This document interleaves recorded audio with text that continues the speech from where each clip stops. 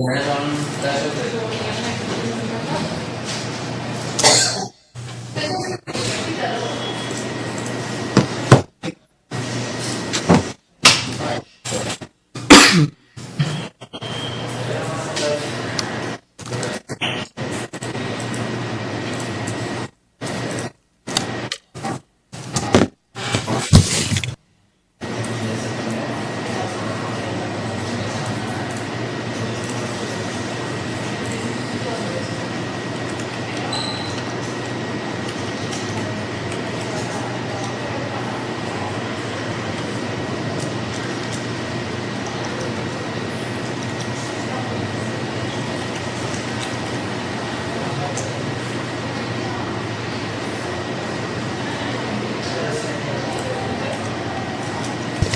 Bueno muchachos, de nuevo buenas noches.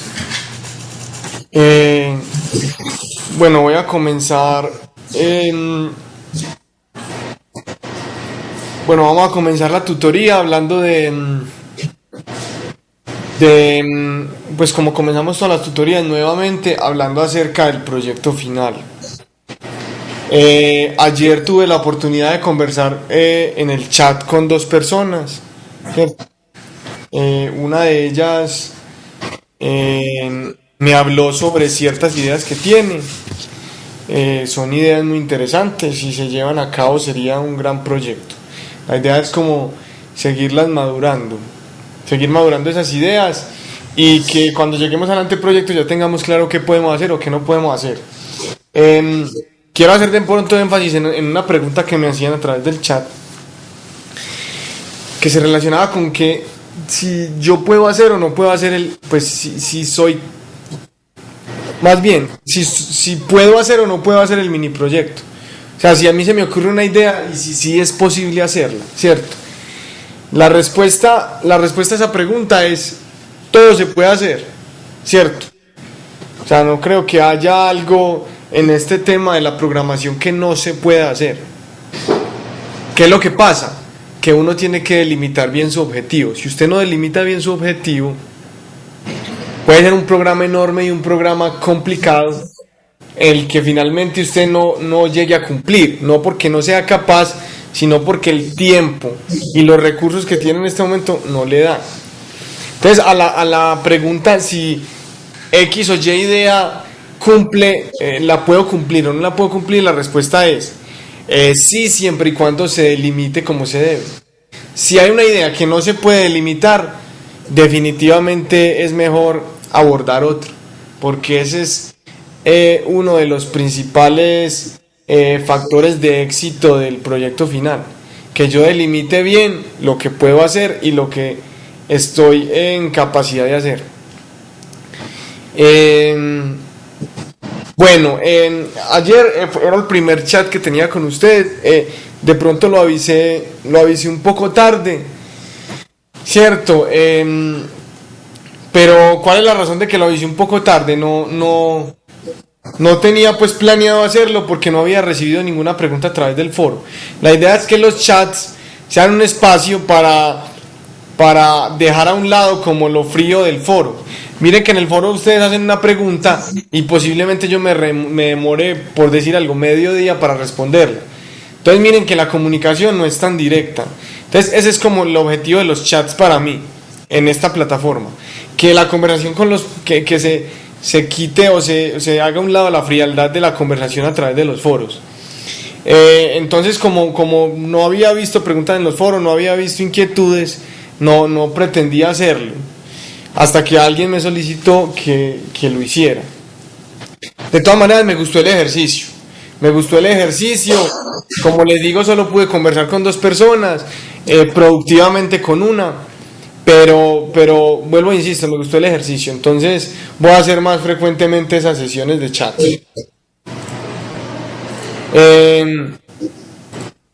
Bueno, antes de hablar acerca de otro tipo de actividades, quisiera escucharlos con respecto a ideas que tengan acerca de su proyecto final. Recuerden muchachos lo que les dije en la tutoría pasada. Si ustedes no son explícitos en la idea, ¿cierto? Si la información no es muy dirigida a un objetivo específico, posiblemente mi ayuda no sea muy influyente porque quedaremos como en el aire. Cierto, me explico. Por ejemplo, si ustedes dicen, no, es que mi idea es esta y esta, ¿qué debería yo hacer para eso? Yo más fácil podría decirles, bueno, hagamos esto, tener los siguientes bloques, bueno, en general. Pero si vos me decís, no, yo tengo como la idea de hacer alguna, pues yo tengo la idea de hacer un juego, ¿cierto? Y no especificamos qué tipo de juego, de pronto cuál es el alcance que quiero del juego, cuál es el público objetivo, pues yo posiblemente les tengo que decir que, que no sé, hay que definir primero qué juego. Entonces miren que si mucho les podría decir, vea, traten de hacer un juego de este tipo, pero no puedo ir más allá porque la información es muy general. Entonces, esa era como la invitación, que fueran más específicos en las ideas en esta tutoría. Entonces, los oigo, muchachos. Profe, Sí, también hoy comenzamos a hacer un simulador. El simulador lo estamos haciendo referente a un ascensor. Lo que pasa es que ya estamos desarrollando la parte lógica. Ya por lo menos nos ejecuta en la terminal. Pero lo que vemos, lo que obtenemos cuando ejecutamos eso en la terminal es que no se nos repite, no se nos repite en una sola, como que en una sola imagen, sino que mientras el tipo de ejecución se va replicando la imagen y va cambiando. Entonces, para ver qué se podría hacer para que todo el proceso fuera solo en una imagen. pero estamos hablando referente a la interfaz gráfica, ¿cierto? Ya están utilizando interfaz gráfica. Si la gráfica ya no aparece en la terminal durante el tiempo de ejecución, Sí. o replica la imagen varias veces y que creemos que es. ¿Con qué librería están creando las interfaces gráficas? ¿Con qué biblioteca estándar?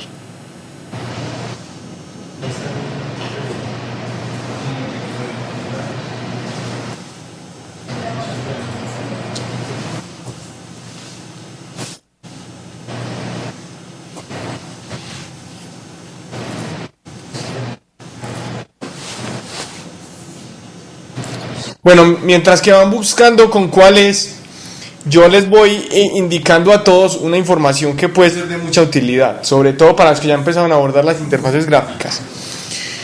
Nosotros vamos a utilizar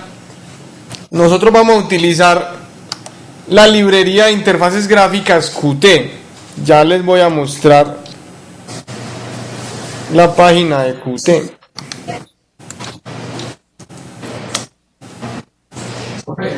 Sí, Las librerías con las que estamos trabajando es con stdlib.h, iostream y kain.h. ¿y cuál? Qué pena, no vi la última. Kain.h. Qué pena, no te la entendí. ¿Cómo era? Time.h. Timer.h. Time. De tiempo.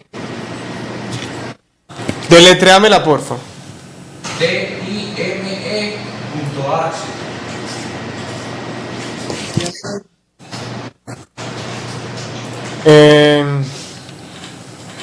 Dime.h, esa es con la que están obteniendo las interfaces gráficas.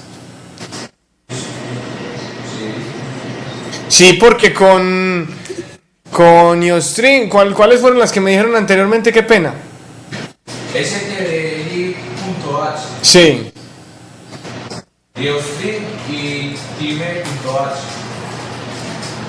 Me imagino que están obteniendo la interfaz gráfica con esa tercera, porque las dos anteriores no son para interfaz gráfica.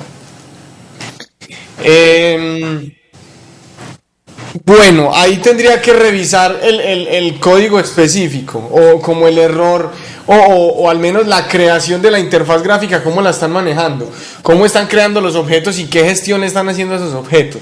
Porque es que esa dudita ya es más puntual y tiene que ver con la librería. Si quieren, ¿por qué no hacemos una cosa? ¿Por qué no me envían por favor el código, al menos el código que genera las ventanas o la interfaz gráfica? Y yo trato de mirar, ahí sí me toca mirar código, porque por ejemplo la librería nunca la he usado, entonces tengo que mirar cómo están creando los objetos. Si quieren a través del foro me la mandan y yo reviso específicamente qué es lo que les puede estar pasando. Bueno, muchachos, también para todos en general y para ustedes que me hablaron ya de interfaz gráfica, les voy a hacer una pequeña introducción a este tema.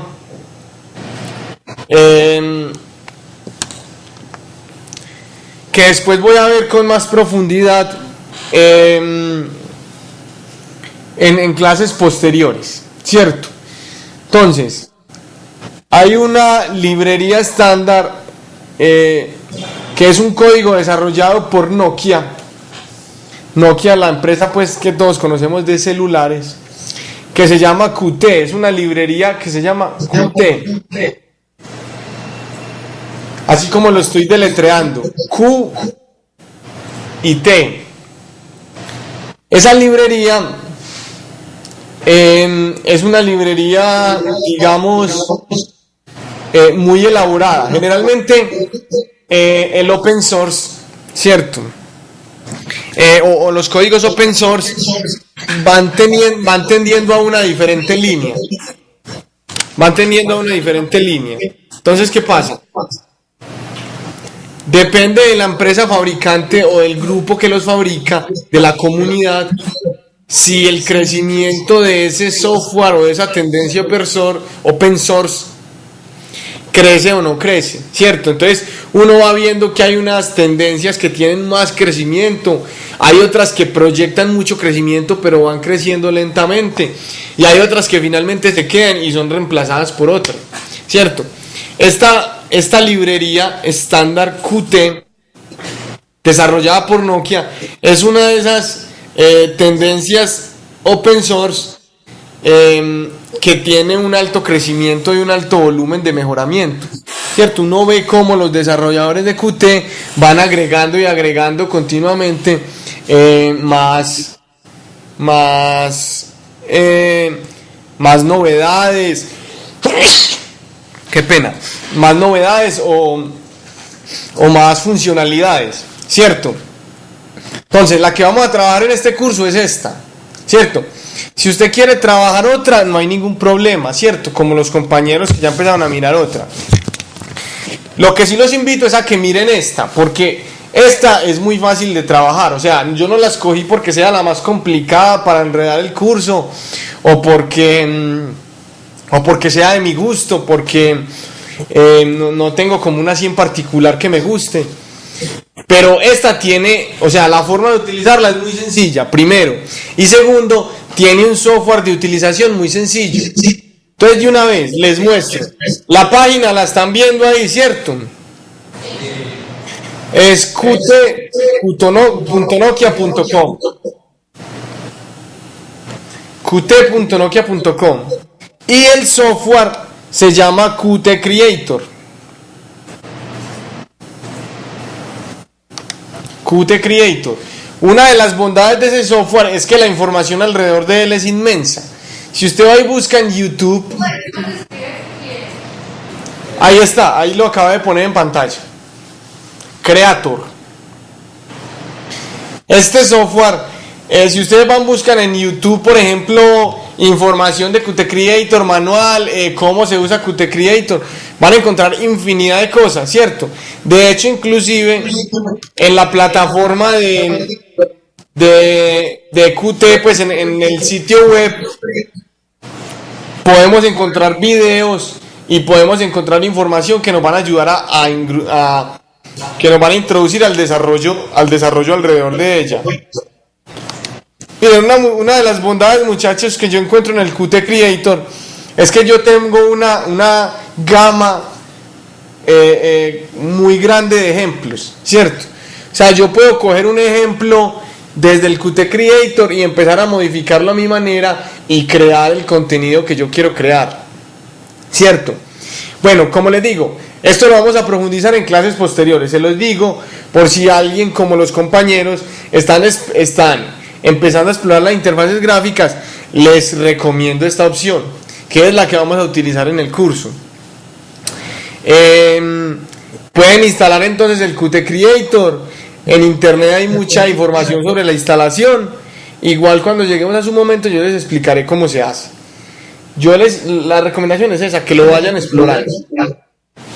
Si quieren, muchachos, y lo empiezan a explorar, si ustedes empiezan a explorar el Qt Creator y van teniendo problemas o conflictos o inconvenientes, por ejemplo a nivel de sistema operativo, me pueden preguntar sin ningún problema, así no hayamos llegado a ese tema, porque la idea es que nos vamos adelantando para que vamos progresando en el proyecto final. Bueno, muchachos, cuéntenme. Bueno, la idea del simulador me parece interesante. Lo que yo les pido es que la lógica de ese simulador sea una lógica compleja, ¿cierto? Porque cuando uno habla de un simulador puede ser algo muy sencillo. Un simulador puede ser un botón que prenda y apague una luz, ¿cierto? Eso puede ser un simulador de encendido, ¿cierto? Pero miren que la lógica alrededor de eso es nula. Entonces la invitación es a eso. Recuerden que aunque utilicen interfaz gráfica y tengamos la palabra simulador de por medio, pues la lógica detrás de él debe ser una lógica compleja, no debe ser una lógica sencilla. ¿Quién tiene alguna otra idea que quiera que complementemos? Todos estos enlaces se los publico en el foro de conocimiento, para el que no lo copió o alguna cosa. ¿Quién tiene alguna otra idea que quiera que reforcemos aquí?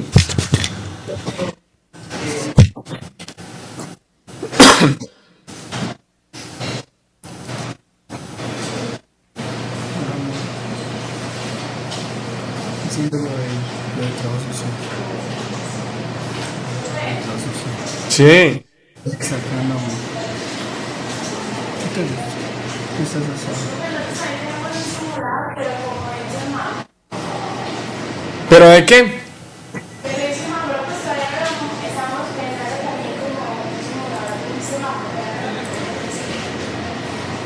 ¿De qué es el simulador? Qué pena, te oigo muy pasito.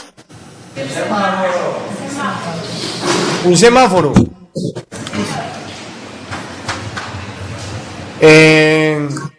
Bueno, me gusta la idea, pero me parece que la simulación de un semáforo puede ser algo muy simple.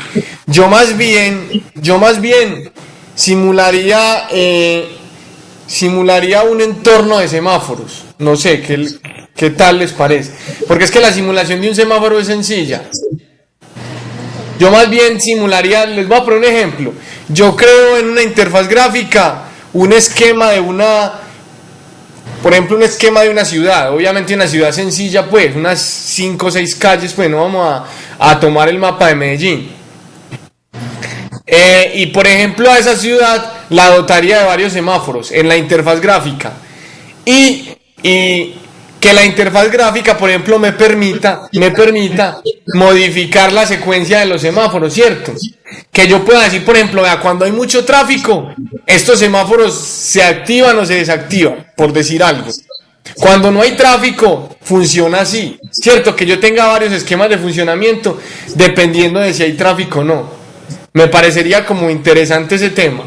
Que yo tenga varias opciones de elección dentro de un juego de semáforos en una ubicación. Me parece interesante. Era más o menos eso lo que estaban pensando. Profe, ahí se necesita que una interfaz gráfica también. Sí, ahí es necesaria la interfaz gráfica. Porque yo tengo que ver las... ¿Cómo? Nos podemos más o menos usar la misma que nos acabas de decir. No te entendí. Y si podemos usar la que nos acabaste de decir o... ¿El Qt Creator? Sí. Claro, la pueden usar. Y de hecho les insisto algo, muchachos. Yo no soy... pues, o sea, para mí una interfaz gráfica no debe quedar perfectamente, pues, en su forma estética. Para que lo tengan en cuenta, muchachos. O sea, porque aquí no estamos como desarrollando un software que se va a vender, ¿cierto? La idea es que vamos proyectando cositas y tengamos como ideas. Pero a mí me parece que si un programa se compone de una lógica compleja y de una interfaz, ¿cierto? Y vos te gastas mucho tiempo en la lógica compleja y haces un programa muy elaborado y lo mostrás por una interfaz sencilla, yo no tengo ningún inconveniente. Entonces tampoco es que se trata, lo que les dije, que monten el mapa de Medellín ahí y lo simulen, no. Pues que sea una interfaz sencilla y que me puedan mostrar el efecto de la simulación que están haciendo. Pero tampoco es que a través de Qt Crédito vamos a crear la super interfaz, pues no se trata de eso. Pero sí, este software, claro, la idea es que lo hagamos con él.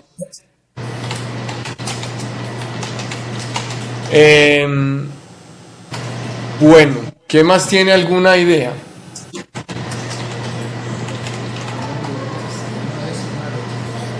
A través de los foros, muchachos, me pueden hacer preguntas puntuales, que me digan, profe, recuerde que yo soy el que voy a hacer la simulación de los semáforos. Tengo una duda, y me hacen la duda, y me hacen pues, o me transmiten la inquietud. Profe, Sí. yo tengo otra duda, pero no es un proyecto. Sí. Profe, es que tenemos muy poquito tiempo para hacer eso y algunos no tenemos computadores en la casa o internet y la sala no la han estado abriendo mucho. Pues prácticamente toda la semana ha estado cerrada. Estamos todos parados por eso. Sí, muchachos, ya me lo habían manifestado a través del chat. No sé si fuiste tú. ¿Cuál es tu nombre? Hoy ¿Cómo? no la vieron en todo el día, profe. Y ayer tampoco. Sí, ayer me lo maní. ¿Cuál es tu nombre? ¿Cuáles son sus nombres? Yo soy Stephanie Yo ayer. y ella es Jennifer. Ah, bueno, yo hablé con Stephanie. Sí, ayer pues me manifestaron eso y sí, pues la verdad voy a hablar con la coordinadora del programa y con la jefe del departamento para ver cómo podemos solucionar ese tema, ¿cierto? Porque sí, en cierto modo me parece que tienen razón. Pues yo voy a transmitir la información, muchachos, que ustedes me están haciendo y voy a tratar de insistir para que nos colaboren con ese tema. Pero no depende de mí, o sea, yo solo tengo que llevar la información como les digo. Pero la idea es que nos colaboren con eso si nos pueden colaborar. Crean que estoy en eso. Bueno, muchachos, yo aplacé la entrega del mini proyecto para mañana. Ah, bueno, antes de que entremos a este tema, ¿tienen alguna otra duda con el proyecto? Se nos está acabando el tiempo, muchachos. Recuerden que ya estamos por decidir cuál es nuestro proyecto. Momento no. Listo. Con respecto al mini proyecto, recuerden que la entrega del mini proyecto estaba pactada para hoy al mediodía. Yo aplacé la entrega del mini proyecto para mañana por solicitud pues de un alumno.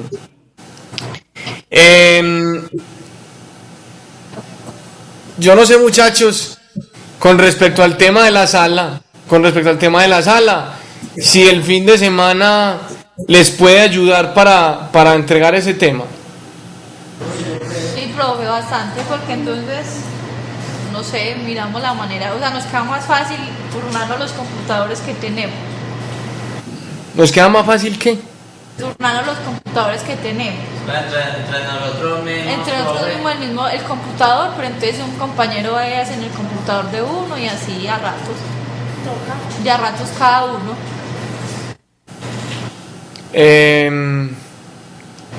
Ok, bueno, bueno, muchachos, yo no tengo ningún inconveniente en aplazarlo. Lo que sí quiero que me entiendan es algo, que lo quiero dejar claro, muchachos.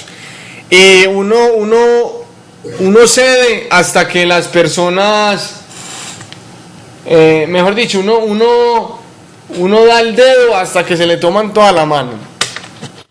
¿Por qué menciono esto?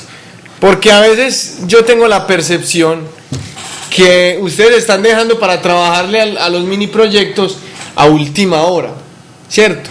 Puede que no sea el caso de nadie, ¿cierto? Estoy simplemente especulando. me da la impresión de que lo están dejando para última hora. ¿Por qué me da la impresión? Primero, porque las preguntas me las están haciendo los últimos días antes de entregar, ¿cierto? Segundo, porque uno más o menos va dimensionando el tiempo que necesita cuando comienza a hacerlo, ¿cierto? Recuerden que los mini proyectos que yo pongo se hacen tranquilamente en 2 horas, máximo 3 horas, ¿cierto? Entonces, darles más de 10 días para hacer un mini proyecto que se demora 2 horas me parece demasiado exagerado. Muchachos, vuelvo e insisto, o sea, yo no tengo ningún inconveniente en aplazarlo. Lo que sí les digo es que el hecho de que lo aplace para entregar el domingo no implica que vaya a mover los otros o que vaya a aplazar los otros. Entonces posiblemente este fin de semana les coloque el otro mini proyecto, ¿cierto? Entonces, mire que ya van a tener 2 mini proyectos ahí casi que cruzados. Eso es lo que tenemos que asumir. La invitación es cuál, muchachos, comiencen a hacer el mini proyecto desde que se los asigno. Si ustedes comienzan a hacer el mini proyecto desde que lo asigno, yo estoy seguro que en 3 noches, por ejemplo, lo hacen, ¿cierto? Y si tienen dudas, mientras preguntan, como máximo lo hacen en 4 o 5 noches, ¿cierto? Entonces, para que lo tengan muy claro, muchachos. O sea, si yo pregunto, en la tutorial anterior pregunté que tenían alguna duda y me dijeron que no. Y las dudas surgieron después. Pues puede ser que las dudas hayan surgido después en temas más complejos, es posible, ¿cierto? Pero a mí me da la impresión de que lo están dejando para última hora. Entonces, muchachos, la invitación es, empiecen a hacerlo desde el primer momento. O sea, solo les voy a aplazar este mini proyecto, el tercero no lo aplazo, para que lo tengan claro. O sea, el tercero no lo aplazo. Entonces, ¿por qué? ¿Por qué les digo de una vez? Porque si tienen una duda, yo espero responderla el segundo o el tercer día. Porque el 9º día, antes de la entrega, ya va a ser muy complicado, ¿cierto? Y van a necesitar que se los aplace. Entonces les digo, este es el tercer mini proyecto, no lo aplazo, porque tenemos que coger la disciplina. Este mini proyecto queda aplazado hasta el domingo al mediodía. Queda aplazado hasta el domingo al mediodía. Y recuerden, el tercero no lo aplazo porque tenemos que coger la disciplina. Gracias. Bueno, listo. Recuerden que ahorita tenemos un quiz de los temas que vimos en la semana inmediatamente anterior.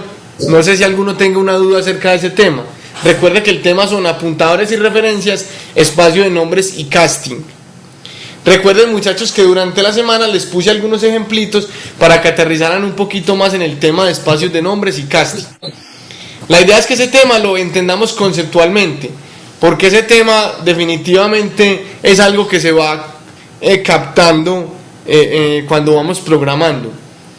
No sé si tienen alguna inquietud.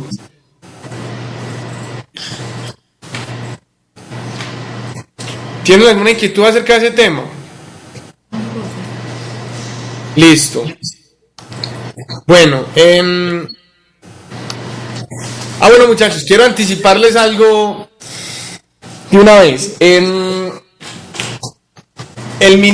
Los mini proyectos siempre se colocan generalmente cuando termina el anterior, ¿cierto? Me entregan uno y yo coloco el otro, me entregan uno y coloco el otro. Eso no va a pasar con el anteproyecto, ¿cierto? Porque no nos da el tiempo. El anteproyecto es una actividad que deben entregar entre esos tiempos, entre mini proyecto y mini proyecto. Les voy a dar más tiempo para que lo elaboren, ¿cierto? Generalmente yo les doy 15 o un poquito más de días para que me elaboren el mini proyecto, pero no va a ser entre mini proyecto y mini proyecto, para que me elaboren el anteproyecto, perdón. No, mejor dicho, no va a ser una actividad sola, porque no tenemos el tiempo para hacerlo. Entonces, para que lo tengan muy en cuenta, muchachos, para que vayan pensando en él y creándolo. Yo voy a tratar de ponerle la guía ya dentro de poquito, para que empiecen a elaborarlo y poder tener el tiempo posible para terminarlo. Si es posible, este fin de semana voy a subírselos. Lo que pasa es que para hacer eso necesitamos ver un tema que es diseño orientado a objetos. Entonces sí sería bueno, pero ustedes lo pueden estudiar, lo pueden ir estudiando por su cuenta. Entonces posiblemente les pongo la guía. Bueno muchachos, el tema que vamos a ver hoy, o más bien ver no, el tema que vamos a repasar hoy, y al cual vamos a resolver dudas, porque ustedes debieron de haber hecho una leída previa al tema, ¿cierto? Al menos una leída. Cuando uno da una leída previa al tema, no se lo aprende como tal de memoria, ni entiende todos los conceptos, pero al menos está enterado. Y el flujo de información es más fácil.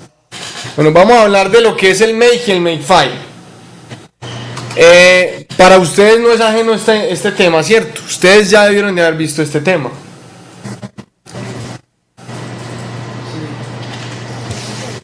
¿Por qué tanto silencio? ¿No lo vieron? Señor. Sí, profe, sí lo vimos, profe. El tema de make y makefile. Bueno, entonces, como les dije, les voy a hacer un repaso acerca de este tema. Me parece muy importante y sobre todo porque nos ayuda a irnos desenvolviendo en la utilización de Linux como tal. Bueno muchachos, recuerden que hasta el momento hemos hecho programas que contienen un solo archivo, ¿cierto? Solo hemos hecho programas que contienen un solo archivo. Si creamos, por ejemplo, un programa que tiene 3 clases, ¿cierto? Creamos las 3 clases en el mismo archivo. De hecho, el mini proyecto que ustedes me van a entregar, ¿cierto?, está creado en un solo archivo. Ustedes van a crear las clases en un solo archivo. Y van a compilar ese mero archivo con el G++, me crean un ejecutable y yo lo verifico. Va a ser en un solo archivo. Pero entonces, cuando uno empieza a hablar de un programa modular, por ejemplo, con 3 clases, como es el mini proyecto, entonces uno dice, bueno, ¿qué sentido tiene yo hacer un programa bien modular sabiendo que lo tengo dentro del mismo texto? Entonces, si yo necesito reutilizar un módulo, ¿qué pasa entonces? Me toca entrar al archivo, copiarlo y pegarlo en otra parte para poder usarlo, ¿cierto? Entonces miren que la modularidad de la programación orientada a objetos en ese caso no es como muy clara, ¿cierto? Podría quedar más clara. Entonces, para eso nosotros utilizamos o dividimos un programa en varios archivos.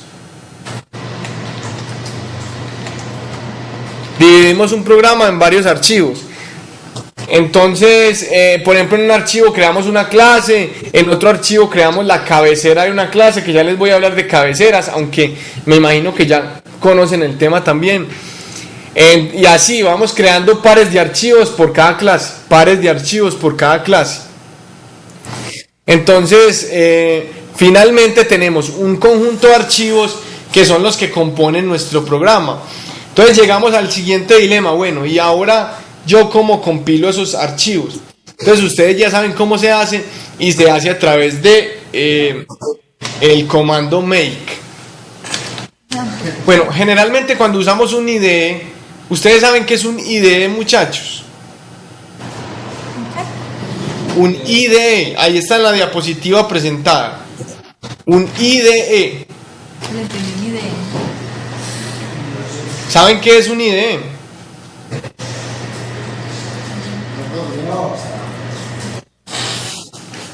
Un entorno de desarrollo integrado. Es un entorno de desarrollo integrado. Esas son las siglas en inglés.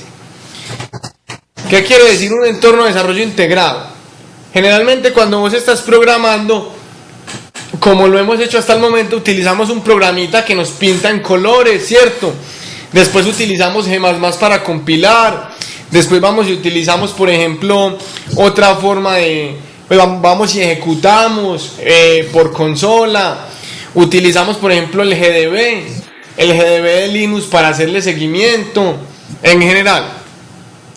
Pero mire que utilizamos un montón de herramientas aparte, distribuidas, que finalmente nos llevan a un objetivo final, que es nuestro archivo ejecutable del programa. Entonces, un entorno de desarrollo integrado es un software que me abarca todo eso. que yo no tengo que ir a compilar allí, a crear código en un editor de texto, a guardar, no, él me hace todo. Si yo creo, por ejemplo, un montón de archivos que corresponden a un programa, él los mete generalmente dentro de un proyecto y yo no me tengo que preocupar, porque él vaya y los identifique dónde están. Generalmente ya él por defecto sabe dónde están. Eso es un entorno de desarrollo integrado. El Qt Creator, el software que les dije para hacer las interfaces gráficas, es un entorno de desarrollo integrado que me permite compilar, me permite ejecutar, me permite hacer debug del programa, me permite acceder a ejemplos, me permite tener varios archivos dentro de un mismo proyecto en general.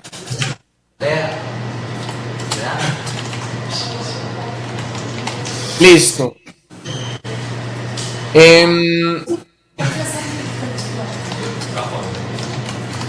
Bueno, muchachos, así funcionan los entornos, de desarrollo integrado. Así es como funciona con comandos como make. Hay otro tipo de comandos más especializados que se utilizan para compilar en ese tipo de entornos de desarrollo. Pero en general, digamos que el más básico es el make. Entonces, por ejemplo, esos programas funcionan con algo muy similar al make. Bueno, muchachos, recuerden entonces cómo es la estructura de archivos en un make. ¿Sí recuerdan? Recuerden que hay parejas de archivos cabecera y archivos de datos. Enseguida les voy a recordar que es un archivo cabecera. ¿Cierto? Cada una de esas parejitas que tiene las declaraciones y en otro archivo las definiciones. Recuerden que una buena práctica de programación es en un archivo declarar y en otro archivo definir. ¿Cierto? Entonces en un archivo es donde voy identifico como el mapa de todo lo que está, de todo lo que cree que son las declaraciones. Y en otro están las definiciones, que es lo que hace todo eso que se encuentra en el mapa. Entonces con esas parejitas vamos creando archivos objetos en una secuencia jerárquica. Con esa secuencia jerárquica finalmente llegamos a un ejecutable final, que es el ejecutable del proyecto. Bueno, muchachos, como esto es un tema que ustedes ya conocen, les voy a mostrar entonces un ejemplo.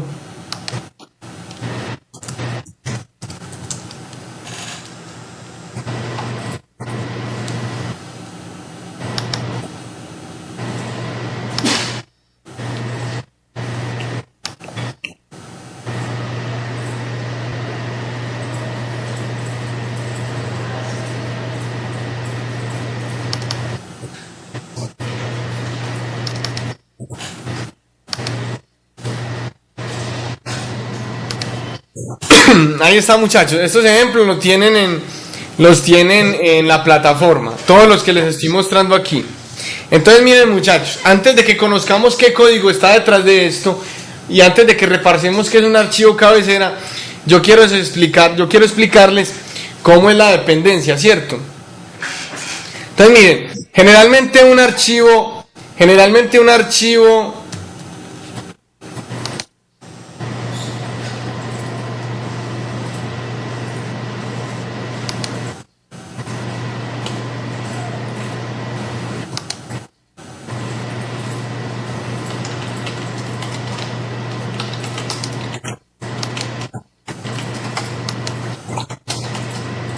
Bueno, muchachos, generalmente un archivo makefile se lee de abajo hacia arriba. Nunca se les olvide eso, muchachos.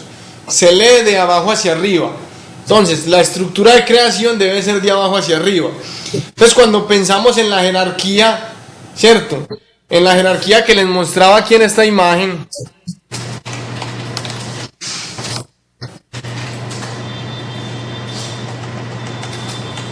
miren en la imagen en la pantalla, cuando les mostraba esta jerarquía, ¿cierto? Estamos siempre pensando de abajo hacia arriba, de abajo hacia arriba. Entonces, al final, ¿qué vamos a obtener? ¿O cuál va a ser la cabeza del archivo makefile? Muchachos, ¿cuál va a ser la cabeza? Pues no entendió. O el ejecutable final.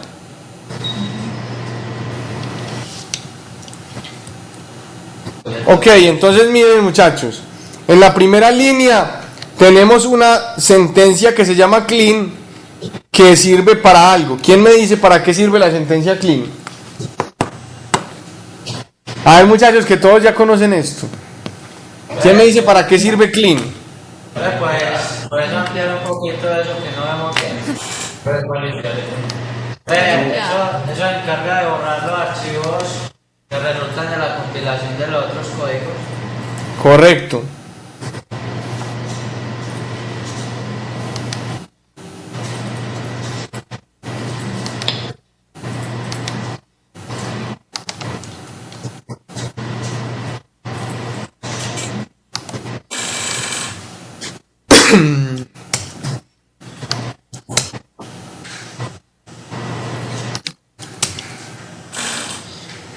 Sí, tienen toda la razón. Entonces miren lo que pasa muchachos. Generalmente cuando uno está creando un código, uno compila y compila y compila para ver si los cambios que hizo son correctos, ¿cierto? Entonces en esas compilaciones usted va creando archivos objeto, de archivos objeto, de archivos objeto, que se van volviendo basura. Entonces es posible que si usted no los borre, cuando haga una nueva compilación, ¿cierto?, quede existiendo un archivo .o que no haya cambiado. Quede existiendo un archivo .o que no haya cambiado. O que no efectúe los cambios. Puede pasar. Entonces, ¿cómo se cura uno en salud? Uno se cura en salud haciendo lo siguiente. Cuando vuelve a compilar, ¿cierto? El comando make, el comando make identifica qué trozos del programa fueron modificados, vuelve y los compila, ¿cierto? Para asegurarse entonces que va a crear un archivo .o, un archivo objeto nuevo, entonces más bien antes de crearlo, lo borra. Eso es lo que hacemos con esa sentencia en el makefile, ¿correcto? Bueno,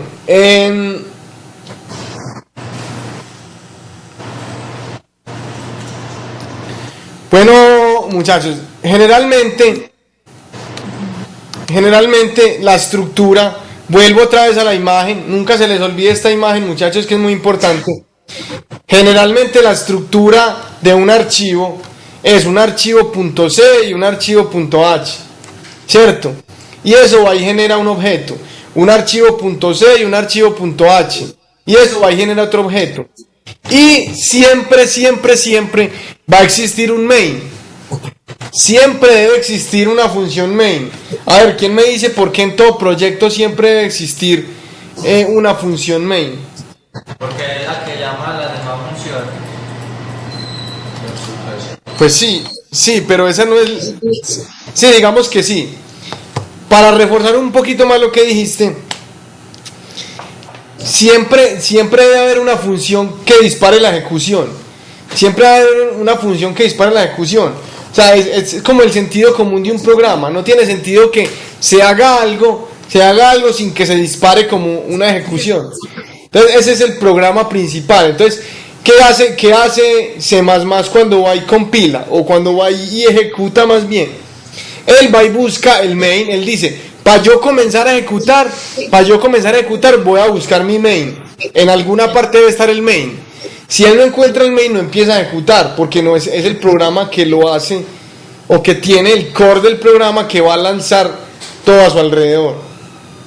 Entonces, generalmente tenemos un main. No es necesario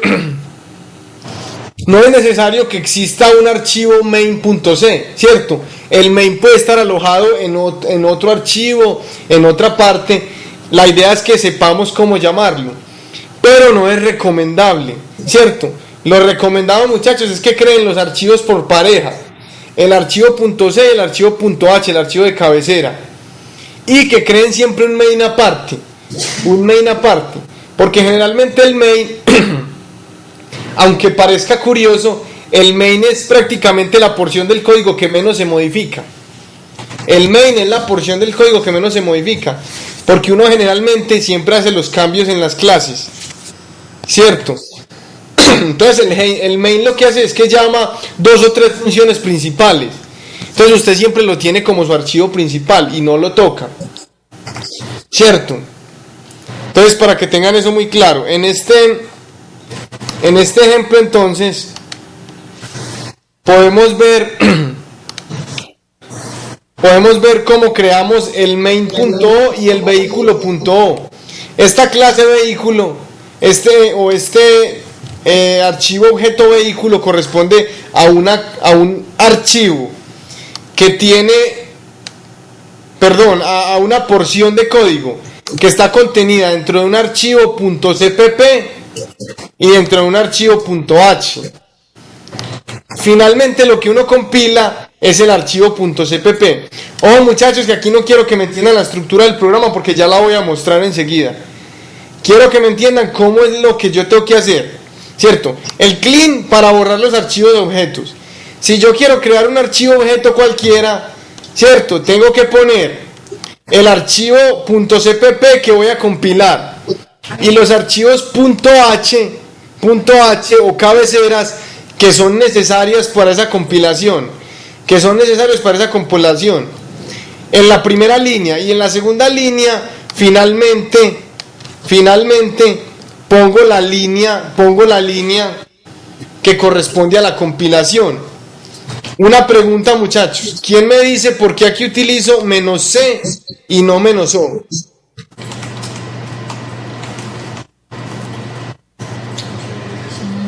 es para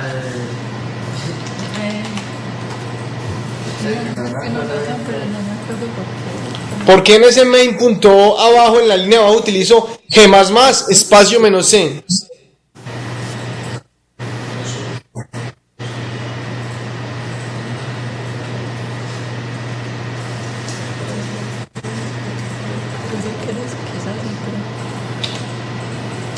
¿Quién me dice por qué?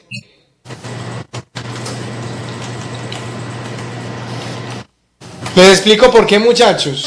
Porque la sentencia "-c" se usa para crear archivos objetos temporales o de transición, Recuerden que la sentencia "-o" me sirve para crear el archivo ejecutable definitivo. Generalmente el archivo ejecutable definitivo se puede construir con archivos .o. Entonces es como la jerarquía. Primero, a través de los que yo escribo, voy creando objetos. Y después con esos archivos objetos, creo finalmente el ejecutable. Para crear el ejecutable utilizo la sentencia "-o". Para crear el archivo objeto transitorio utilizo la sentencia o la adición al comando, la adición "-c". Bueno muchachos, finalmente arriba estoy creando el ejecutable definitivo. Entonces miren que el ejecutable definitivo depende de todos los archivos objeto, que han sido creados con anterioridad. Finalmente entonces utilizamos la sentencia que ya todos conocemos. Recuerden que la sentencia que ya todos conocemos es G++-o, pongo el nombre del ejecutable, ¿cierto? Y pongo los archivos que deseo compilar. En este caso yo ya no deseo compilar nada porque ya compilé y se encuentran en archivos objetos. Yo deseo crear el ejecutable con ese archivo objeto o con esos archivos objetos. Bueno muchachos, antes de que utilicemos el make y el makefile, entonces les voy a hacer un pequeño repaso. Me refiero a un pequeño repaso porque ya ustedes deben conocer el tema también de lo que son cabeceras y bibliotecas estándar.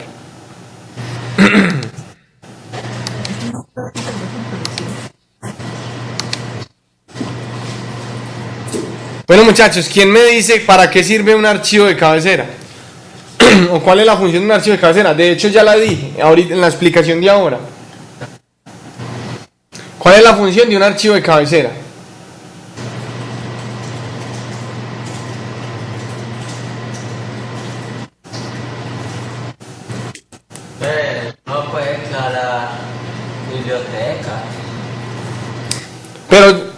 exacto, pero tiene una función muy específica. Independizar los códigos y para que puedan ser reutilizables en otro proyecto. Sí, es una opción muy válida. La complemento. También se utilizan. O sea, lo que me estás diciendo hace parte de la modularidad y está perfecto, así es, esa es la respuesta. Y otra razón muy válida es el hecho de que yo independice, ojo con esto, independice las declaraciones de las definiciones. Eso generalmente no es obligación, ¿cierto?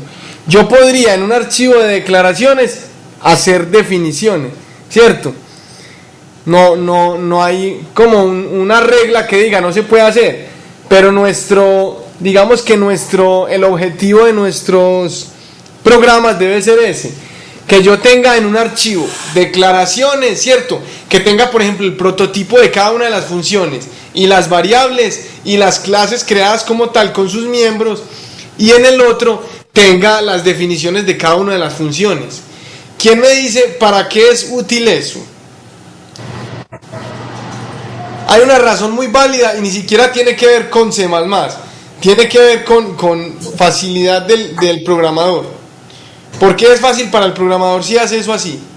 A ver, muchachos.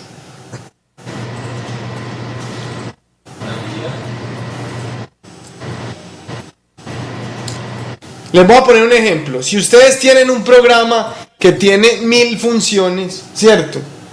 Y cada una de esas funciones por dentro lo hace en 50 líneas de código.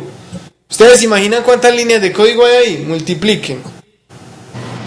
1000 funciones, cada uno con 50 líneas de código. Entonces serían 50.000 líneas de código. Pues aproximadamente. ¿Cierto?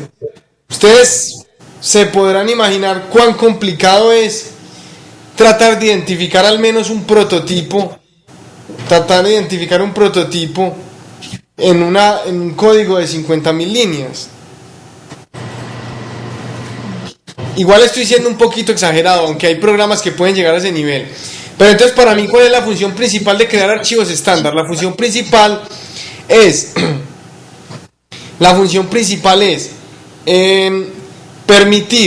permitirle al programador tener un catálogo.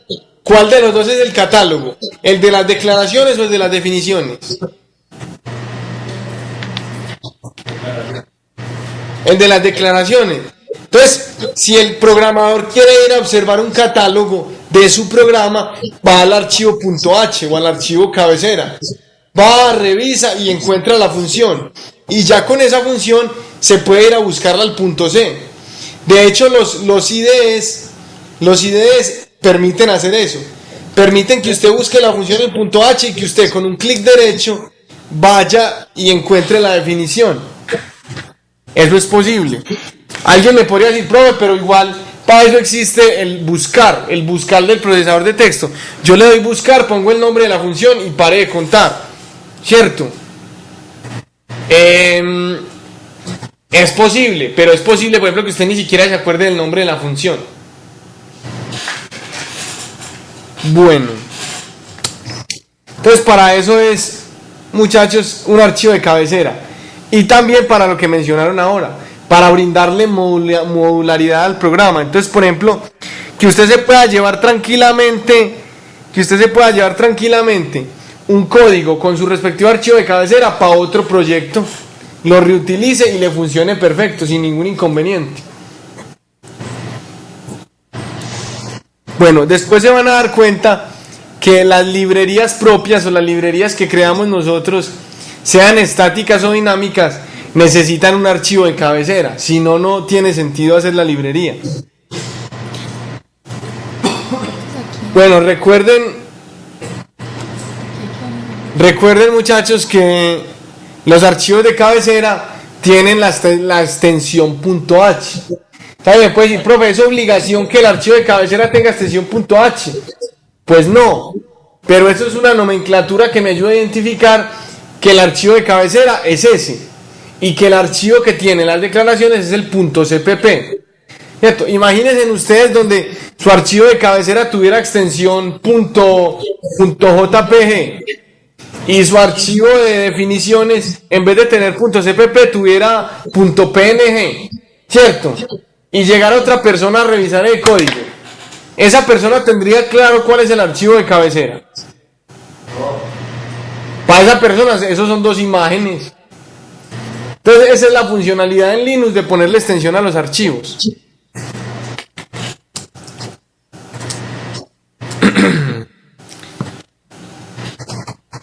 Bueno, muchachos, hay una cosa que se llama One Definition Rule. One Definition Rule. Generalmente, cuando uno utiliza archivos de cabecera, puede caer en este tipo, de problema, ¿cierto?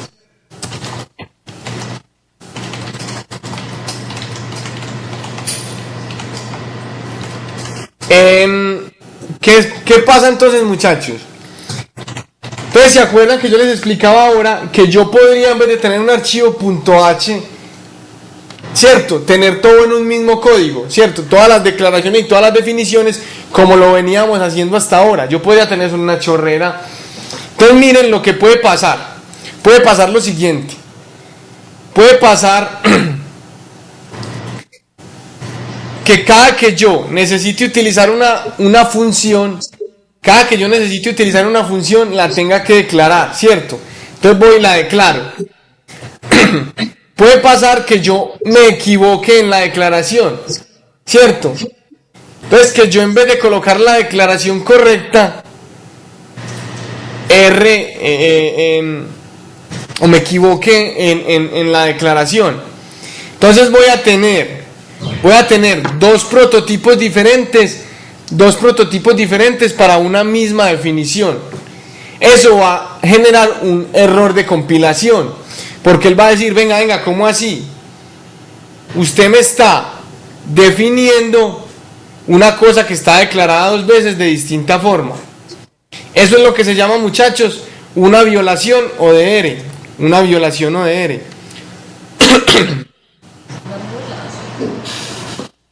¿Está claro, muchachos, qué es una violación ODR? ¿No quedó claro qué es una violación ODR?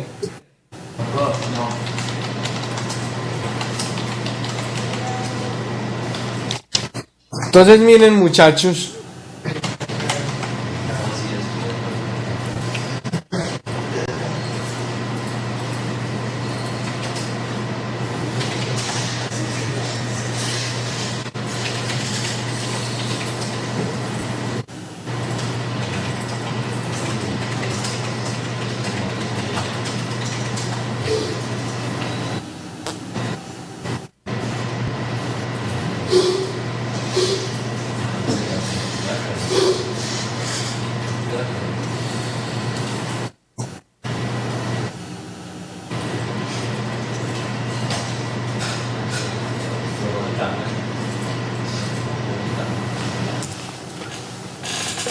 bueno, muchachos, entonces vuelvo y me explico. Generalmente cuando usted crea una definición de una función, ¿cierto?, es porque esa definición tiene un prototipo. Hasta ahí está claro eso, muchachos. O una declaración. Entonces yo creo una función. Generalmente ella tiene una definición y una declaración, ¿cierto? Entonces, ¿qué pasa? Que en el momento en que yo quiera usar, ¿cierto? Por ejemplo, yo quiero usar varias veces una misma definición, una misma función como tal, ¿cierto? La quiero usar en cualquier punto. Entonces, si yo no tengo una declaración que sea global para todos los elementos donde la estoy poniendo, ¿cierto? Imagínense, por ejemplo, varios archivos en los que estuve usando una misma función. ¿Cierto? Entonces, si yo no tengo un punto H que coloque en cada una de ellas, si yo no tengo un punto H que coloque en cada una de ellas, ¿qué me toca hacer en cada uno de esos archivos? Entonces miren muchachos, yo les explico aquí en una hoja.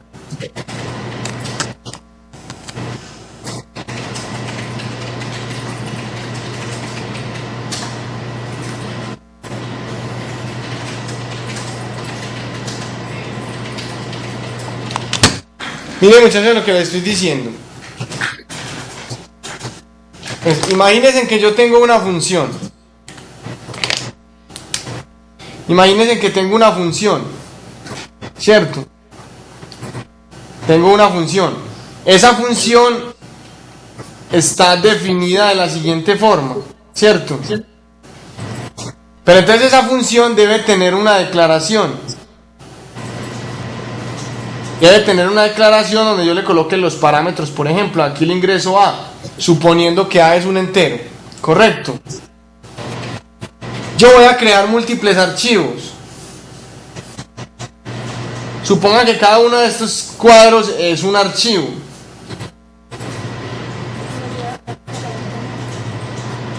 Entonces miren lo que pasa. Entonces yo voy a utilizar esa función en cada uno de los archivos, que son archivos obviamente de un proyecto común. Que son de un proyecto común. Entonces, por ejemplo, la llamo aquí, ¿cierto? Función A, y hago lo que tiene que hacer. Pero entonces esta es la definición, pero no la he declarado, ¿cierto? Y como en este proyecto no tengo un archivo de cabecera, ¿qué me toca hacer? Pues declararla aquí. Entonces resulta que el programador dice, voy a crear otro programa, ¿cierto? Que utilice la misma función. Entonces él lo que hace es, por ejemplo, hace un copy-paste de la función y se lleva la definición. También con un copy-paste. Por ejemplo, aquí la utiliza con B, ¿cierto? Ahora, por ejemplo, la utiliza con C. Y se lleva la definición. La declaración, perdón, o el prototipo que llamamos, ¿cierto? Entonces miren muchachos, ¿qué pasa si en el copy-paste que hizo el programador, en vez de colocar aquí un entero, ¿cierto? Colocó nada, o quitó este valor.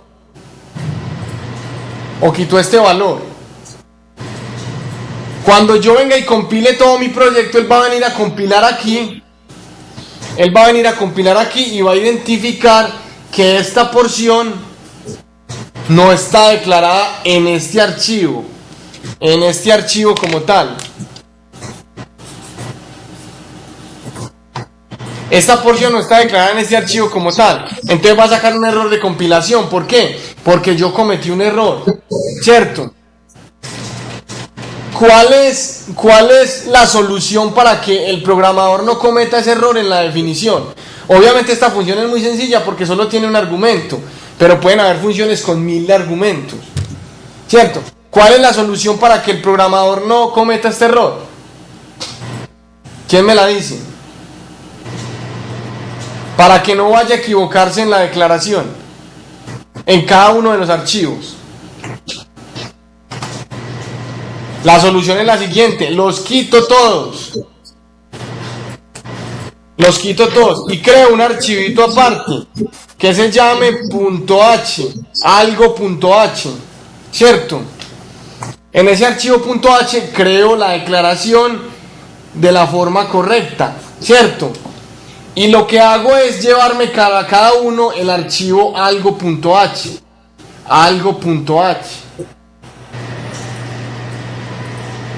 ¿Cierto? Entonces miren que yo ya no tengo este problema de equivocarme en la declaración o en el prototipo, porque ya está en algo.h y es único, es absolutamente único. Yo no lo voy a tocar. Lo que yo voy a modificar es la forma de usar la función.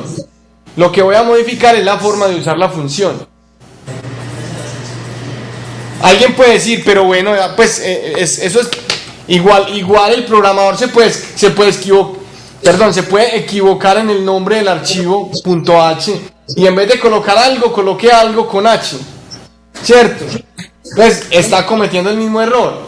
Pero ustedes tienen que tener en cuenta que en el archivo algo.h no solo está esta declaración, sino que hay otras declaraciones, ¿cierto? Hay otras declaraciones. Entonces miren que la probabilidad de equivocarse en el nombre del archivo es mínima, ¿cierto? Y la probabilidad de equivocarse en cada una de las copias, de los prototipos es más alta. Entonces, cuando yo cometo ese error y voy y modifico un prototipo, como no es, estoy creando una violación ODR o One Definition Rule. ¿Quedó claro, muchachos? Entonces, miren, esa es como otra explicación básica de por qué utilizamos los archivos .h, para no cometer violaciones ODR.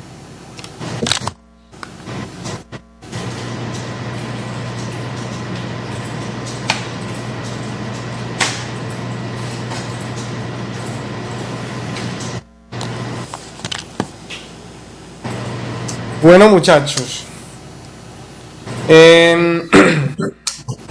como ustedes ya conocen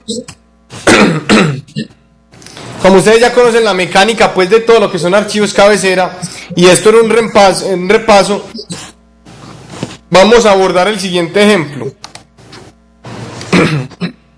Este ejemplo se encuentra en la plataforma para los que lo quieran revisar. Entonces, el siguiente ejemplo consta de dos archivos: un archivo vehículo.cpp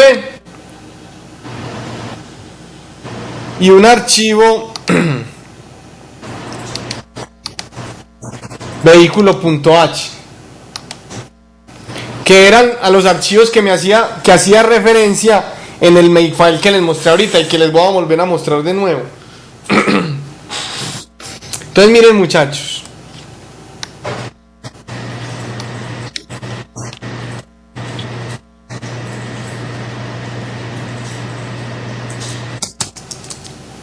pregunta entonces, ¿quién me recuerda las dos primeras líneas que son? A ver, esto es un repaso de cosas que ya hemos visto en este curso inclusive. ¿Qué son las dos primeras líneas? Librerías. No son librerías. No. Puedes ampliar un poquito, es que no vemos bien, bien. ¿Puedo qué? ¿Qué pena? Ampliar un poquito la imagen, es que no alcanzamos a leer, ¿no? Listo, ya se los amplío un poquito. Pues esos son macros, ¿no son? Pues sí son macros, pero tienen otro nombre, y por su naturaleza tienen otro nombre, que es el que yo quiero que por favor me identifiquen.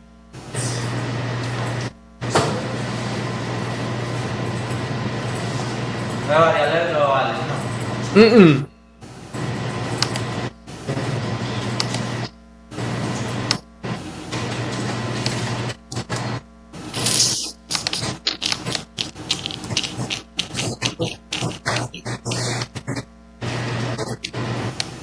Ahí está, muchachos, nuevamente el código.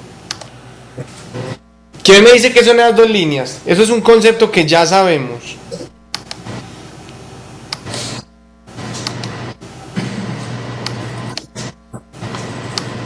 Y miren que esa línea se repite nuevamente abajo. Una línea de esa forma. Recuérdenme, muchachos, ¿cómo se les llama a esas líneas que empiezan por numeral?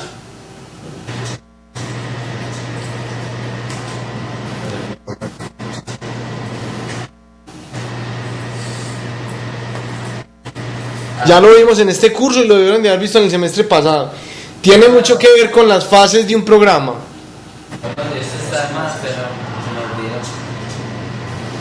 Esas líneas, muchachos, son directivas de preprocesador. Directivas de preprocesador. ¿Quién me recuerda qué pasa o qué hace en las fases de un programa? ¿Cómo es la interacción de las directivas del preprocesador?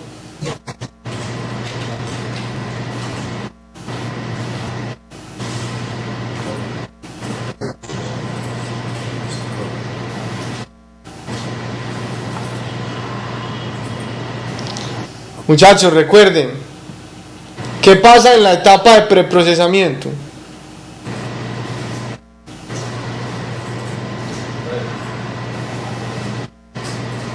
¿Qué es la etapa previa a la compilación? ¿Qué pasa antes de la compilación? Pues no arreglar el código. ¿Cómo? Se trabaja el código. Vuelvo y les recuerdo, muchachos. Recuerden que antes de la compilación, ¿cierto? Se hace un barrido o la herramienta que estamos utilizando para compilar hace un barrido, identificando todas las líneas que corresponden a directivas de preprocesador. ¿Para qué? Para decirle al procesador que tenga esas líneas presentes, ¿cierto? Y no desgastar ese trabajo en la etapa de compilación.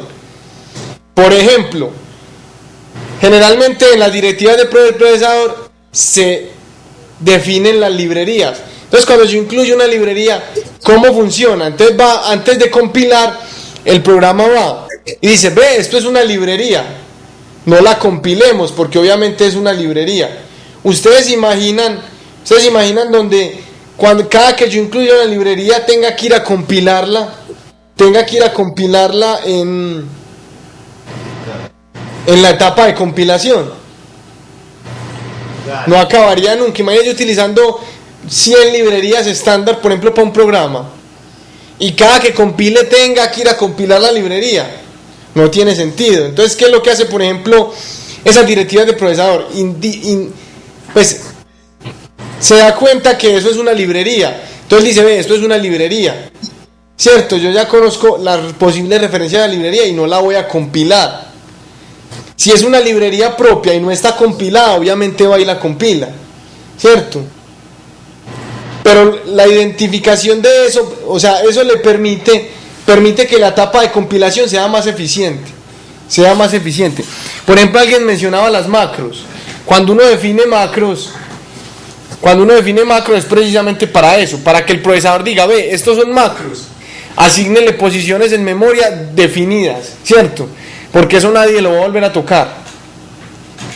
Y cuando llegue a la etapa de compilación, esto no lo vamos a compilar, porque no tiene sentido compilarlo. Yo ya le definí un espacio de memoria y el cual no va a ser modificado. ¿Qué pasa entonces en este ejemplo, muchachos? ¿Para qué son estas directivas de procesador? Directivas de preprocesador. ¿Quién las recuerda?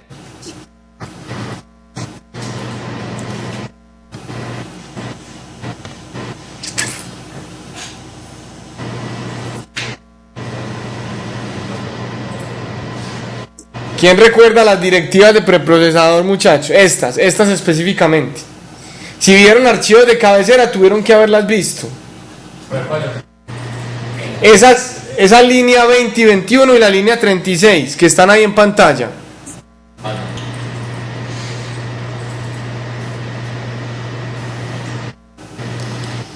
Muchachos, se las recuerdo. Para cambiar la sentencia del bloque del código. ¿Para qué, perdón? Para cambiar la sentencia del bloque del código. Define. Pues de alguna forma sí. De alguna forma es para eso, para que les quede más claro, ¿para qué se utilizan estas sentencias? Resulta que cuando usted tiene un archivo .h, ¿cierto? Generalmente como un archivo .h es un catálogo, ¿cierto? Usted no modifica mucho el catálogo. Les pongo un ejemplo. Usted va a crear un libro, ¿cierto? Usted sabe que el libro tiene 5 capítulos. Usted define los 5 capítulos y nunca los vuelve a modificar, a no ser de que modifique la estructura del libro, pero no.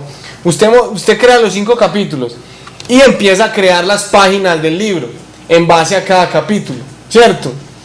Pero usted nunca vuelve al contenido a decir, ve, voy a crear otro capítulo, o puede hacerlo, pero no es muy común, ¿cierto? Entonces, ¿para qué sirven esas directivas de preprocesador que ustedes están viendo ahí? Sirven para decirle al compilador, vea señor, el bloque, o la porción de código que está dentro de estas sentencias ya está compilado, o todo lo que está ahí adentro ya está definido, ¿cierto? Como ya está definido y no se ha modificado nada, por aquí no pase, ¿cierto? Entonces, por eso es un if, ¿cierto? Y al final un endif. Porque le dice, bueno, venga, ahí se modificó algo dentro de ese archivo de cabecera. Sí, compilemos. ¿No se modificó? No. ¿Cómo sabe el compilador si se modificó o no se modificó?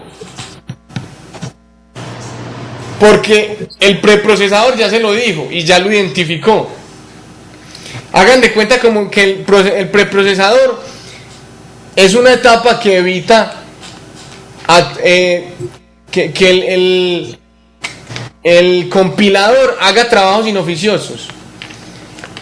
La etapa de preprocesamiento es una etapa que evita que el compilador, haga trabajos inoficiosos. Entonces, si hay un archivo de cabecera que ya está compilado, no vuelve y lo compile, porque ya está. Para eso son esas secuencias, muchachos.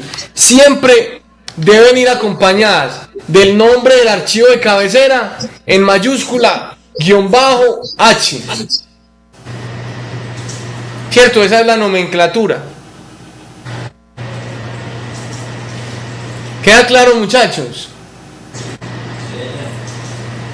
Bueno, ¿qué hago dentro de este archivo que es un archivo de cabecera? Entonces miren, creo mi catálogo. Entonces yo quiero crear una clase que se llama vehículo, ¿cierto? Una clase que se llama vehículo. Adicional a eso, adicional a eso, le voy a dar todas las variables y todos los miembros a esa clase, pero nada más los voy a declarar, ¿cierto? Entonces le empiezo a decir, vea, esa clase tiene una variable que se llama llantas, esa clase tiene una variable que se llama peso. Vuelvo e insisto en algo que ya sabíamos. Recuerden que generalmente las variables es una muy buena práctica de programación ponerlas protegidas o protected, ¿cierto? O privadas en cierto caso. ¿Por qué? Porque generalmente, como política de C++ o como buena práctica de programación, los usuarios externos o el mundo externo a la clase no debería ingresar directamente a esas variables. Para eso son las funciones. Bueno, y adicional a eso tenemos 4 funciones. ¿Qué tienen de característicos estas funciones? ¿Quién me dice? ¿Qué hace la función vehículo según lo que se está viendo en la pantalla? ¿Qué hace la función vehículo?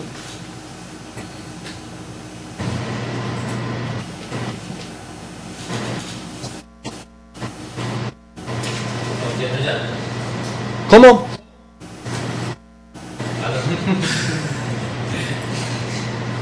¿Qué hace la función vehículo?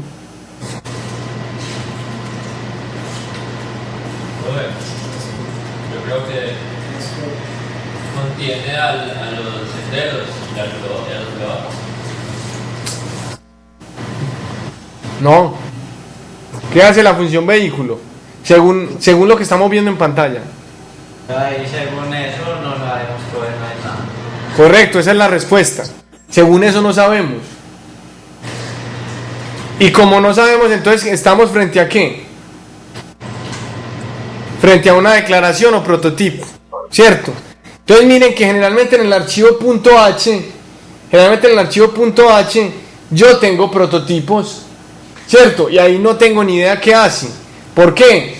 Porque esa labor se la voy a dar al archivo .cpp. En el archivo .cpp voy a colocar qué es lo que hace. Asimismo, recuerden que vehículo es un constructor. ¿Por qué es un constructor, muchachos?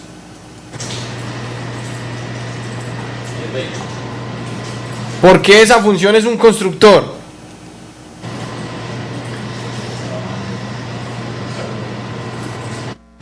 Porque son estáticas. ¿Por qué? Que son estáticas. No. ¿Por qué es un constructor esa función vehículo?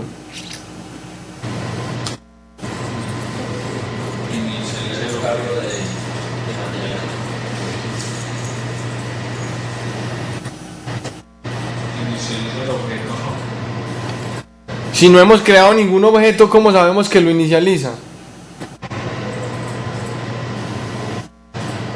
¿Por qué es un constructor?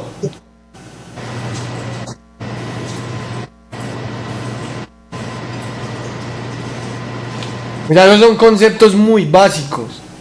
O sea, usted ya en una clase debe identificar el constructor a ojo, pues. ¿Por qué es un constructor? Seguro que alguien me lo tiene que decir, o estamos graves. ¿Por qué es un constructor? Porque no devuelve valores. Esa podría ser una razón, pero hay una razón más fuerte.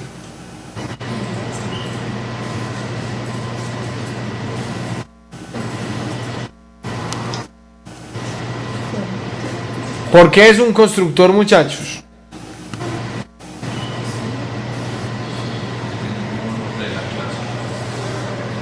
¿Cómo dijiste?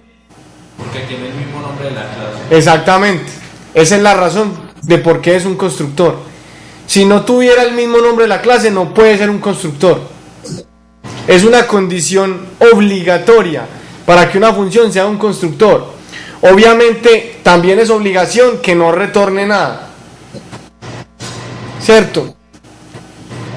Pero es más fuerte o es más conceptual la condición de que se llame igual a como se llama la clase. Bueno, y tenemos otras tres funciones, de las cuales no sabemos qué hacen. ¿Por qué? Porque son declaraciones. Ahora nos vamos para el archivo .cpp. Entonces miren, muchachos, ¿de qué se compone el archivo .cpp? Entonces miren, comienzo con esto. ¿Qué estoy haciendo en esa línea?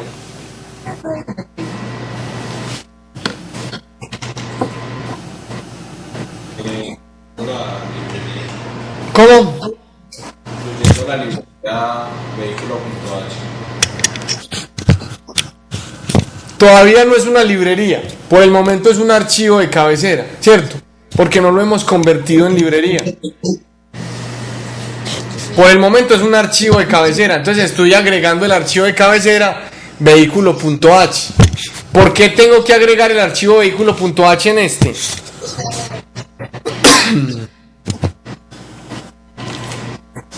¿Por qué lo tengo que agregar? Para poder llamar lo que necesita. Exacto, porque en el archivo vehículo.h es donde tengo todos los prototipos o declaraciones. Si yo quiero trabajar con una función que fue declarada ya, obviamente lo tengo que llamar para que reconozca la función. Bueno, muchachos, entonces miren que cada una de las funciones, cierto, están decididas por su ámbito, cierto. ¿A qué corresponde esta palabra? La que está subrayada. El constructor. Esa palabra no. Al objeto. No hemos creado ningún objeto. A la clase. Correcto, es a la clase. Recuerden que esa palabra es la que le da el ámbito a la función. Muchos de ustedes pueden decir, profe, pero si ese es el constructor y ya sabemos que es el constructor, pues si tiene el mismo nombre de la clase, ¿por qué le tengo que dar el ámbito de la clase? ¿Quién me responde esa pregunta?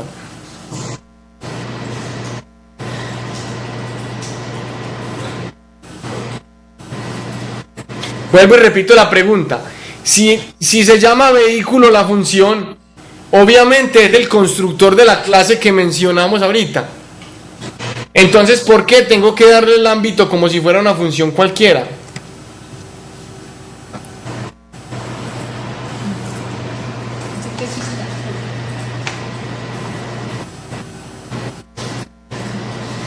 ¿Por qué?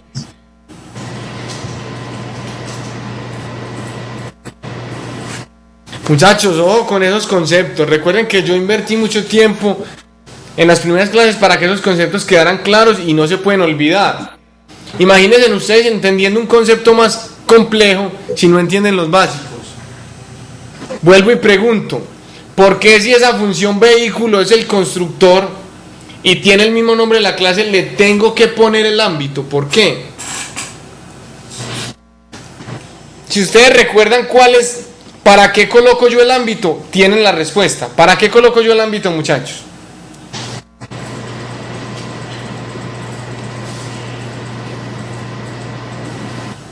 Si esta función estuviera dentro de esta clase, necesitaría el ámbito. Por ejemplo, esta declaración necesita el ámbito. Porque es pública y cualquiera puede acceder. No, pero no es porque es pública. ¿Por qué aquí no necesito hacer esto? Miren, lo voy a poner.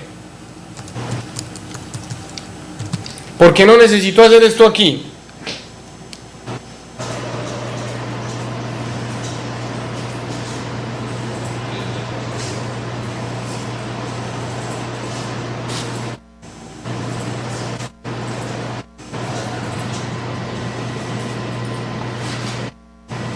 ¿Por qué? La respuesta es básica, muchachos. La respuesta es lo más inocente de este mundo. Para el que de pronto crea que esa no es, esa es la respuesta. ¿Cuál es la? ¿Por qué no tengo que colocar eso ahí?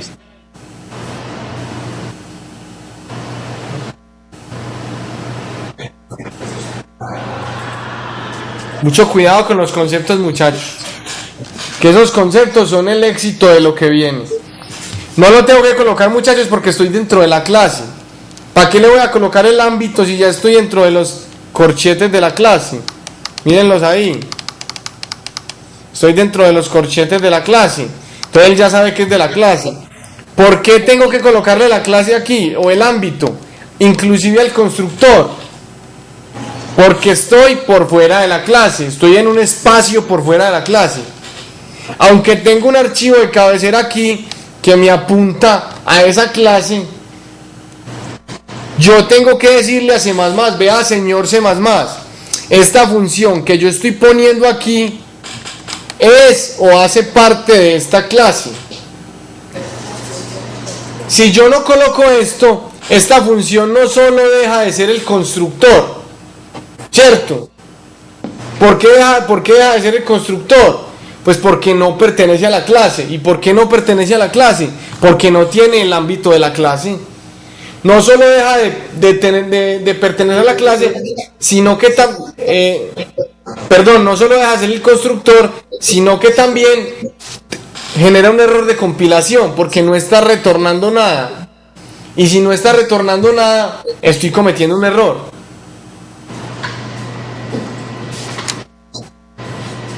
Recuerden eso, muchachos.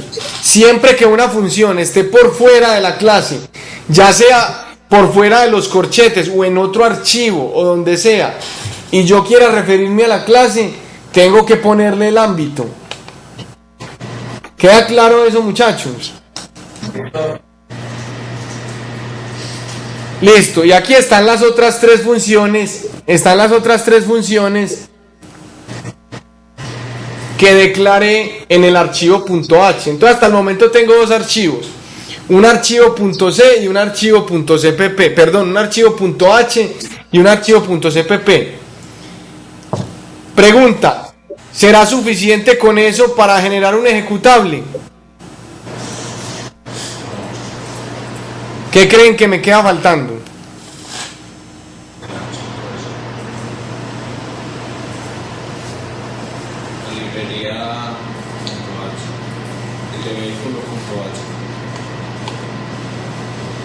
No, porque ya la estoy agregando aquí.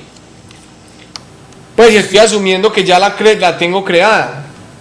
Tengo la librería y tengo el archivo .cpp. ¿Qué más me falta para crear un archivo ejecutable? Lo dije ahorita, muchachos. Correcto. La función main. Por aquí en ningún lado está la función main. Entonces, si yo quiero atender a las mejores prácticas de programación, la creo en un archivo aparte. Aquí la tengo creada en un archivo aparte. Pregunta, si voy a utilizar una función,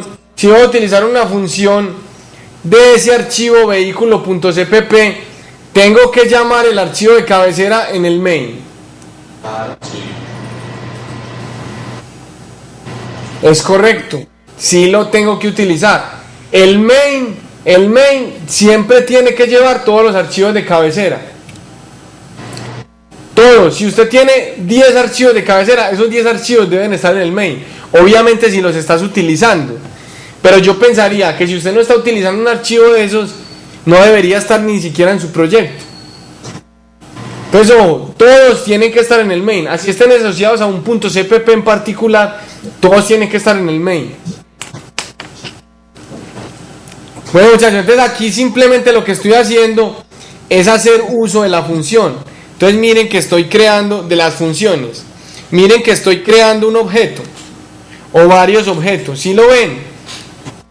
Estoy creando un objeto de la clase vehículo que lo llamé carro y le estoy dando los parámetros o los argumentos que necesita el constructor. Estoy creando uno que se llama moto, le estoy dando los parámetros que necesita. Estoy creando uno que se llama camioneta, ahí está. Y así sucesivamente. Después imprimo algunos valores.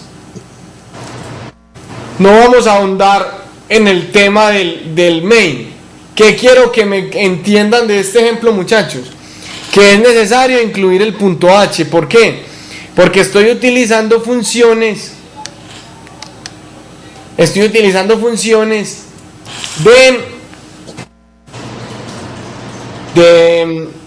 del archivo vehículo.cpp y por ende del punto H. Una pregunta, muchachos: si estoy por fuera de la clase y estoy utilizando la función obtiene peso, ¿por qué no le estoy dando el ámbito?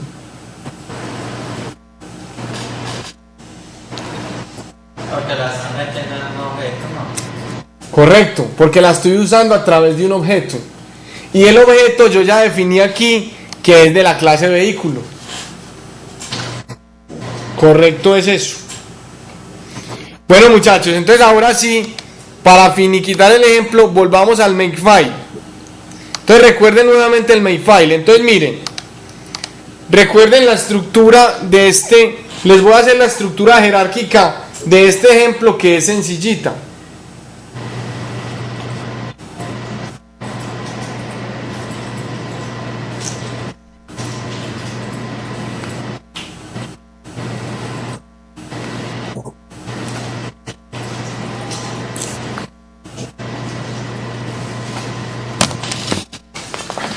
Entonces miren, ¿cómo es la estructura jerárquica de este ejemplo, muchachos? Es muy sencilla. Entonces, recuerden que se empieza de abajo hacia arriba, ¿cierto? Entonces, vamos a pintar todos los archivos que tengo de abajo hacia arriba. Entonces, tengo un vehículo.cpp,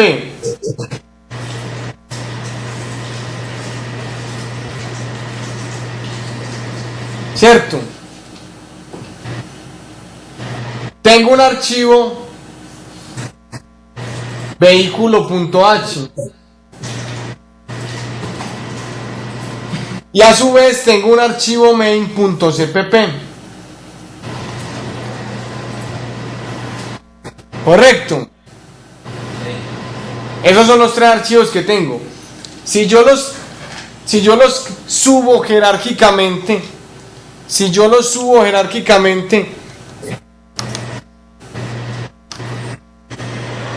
¿cuál es el primer punto objeto que debo crear?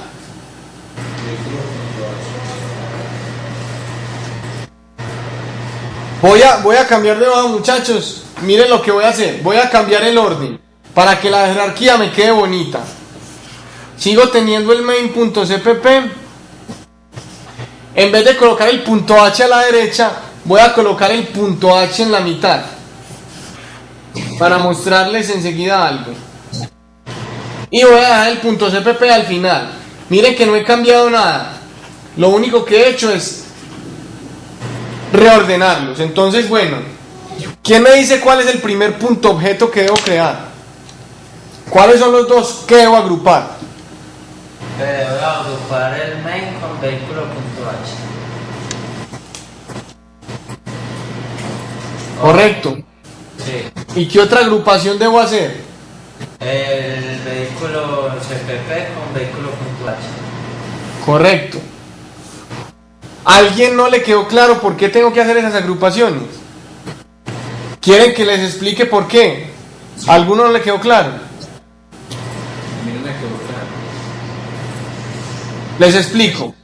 Recuerden que vehículo.cpp y vehículo.h componen un grupito como tal, de declaraciones y definiciones. Entonces, en ese no hay ninguna discusión. Deben formar un vehículo.o, ¿cierto? Deben formar uno que se llame vehículo.o, o como yo lo quiera llamar. Generalmente uno los llama con esa secuencia. Ese es claro, ¿cierto? Con ese no hay inconveniente, pero con este posiblemente si haya alguna duda. ¿Por qué tengo que crear un archivo .o para estos dos? Porque el main como tal hace referencia a elementos que están definidos, en este catálogo.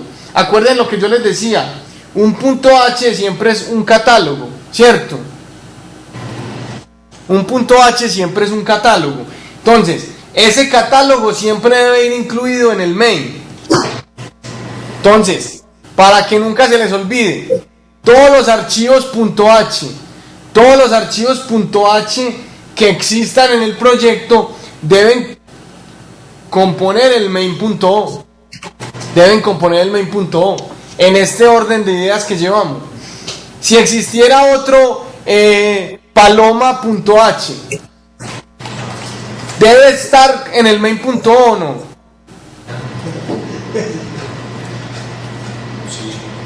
Sí, porque todos los .h deben estar con el main. Todos los .h deben estar con el main. Y finalmente con estos dos .o creo el ejecutable, ¿cierto? Que yo generalmente lo llamo vehículo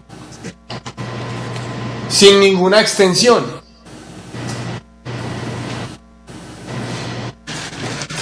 Voy a volver aquí a un ejemplo, muchachos, porque veo que no lo tienen tan claro. Voy a volver a la gráfica jerárquica del Makefile.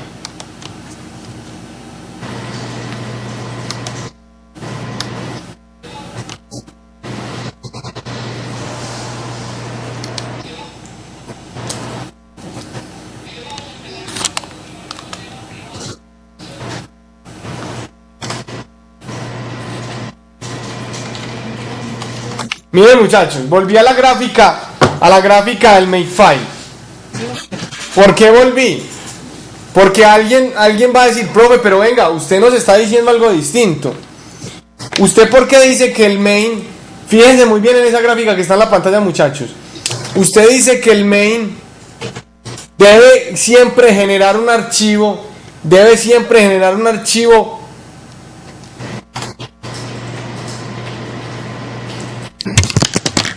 con los .h. El main siempre debe generar un archivo con los .h. Y yo ahorita les hablaba de agrupaciones. ¿Están viendo la estructura que está en la diapositiva? ¿Están viendo cuántos .h hay en esa estructura? Hay dos. Y están creando un .o con el main. Sí. Entonces miren que no les estoy mintiendo. Aunque el ejemplo que les puse ahorita con lápiz, ¿cierto? Era un ejemplo con un par .cpp.h, ¿cierto? Aquí tenemos dos parcitos. Entonces miren que el main siempre está relacionado con los .h y va creciendo hacia arriba hasta que llega a los a relacionarse con los .o en el ejecutable definitivo. Volvamos entonces al Makefile. Vuelvo y lo repaso rápidamente, muchachos. Recuerden el clean, ¿cierto? Para borrar los .o que se hayan creado. Tengo que crear un ejecutable. No se les olvide este dibujito, muchachos, que esta es la guía. No se les olvide este dibujito. esta es la guía del makefile que les estoy mostrando. Recuerde, tengo que crear un punto O, con estos dos, ¿cierto?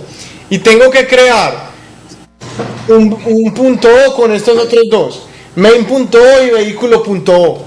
¿Está claro? Volvamos entonces al makefile. Entonces, tengo que crear un main.o. ¿Con qué archivos era? ¿Me recuerdan? Con el main, ¿cierto? Y con el punto H.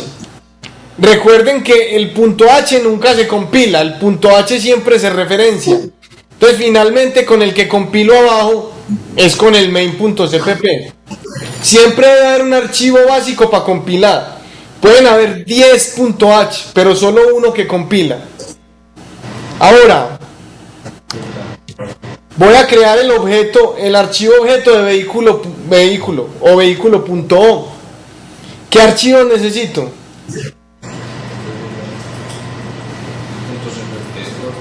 Necesito el vehículo.cpp y su respectivo .h. Vuelve y juega. Solo debe haber un archivo para compilar. Cuando esté creando los códigos objetos intermedios, solo debe haber uno para compilar. Y como ya llegué al nivel intermedio de la estructura que les mostré ahorita, vuelve y juega.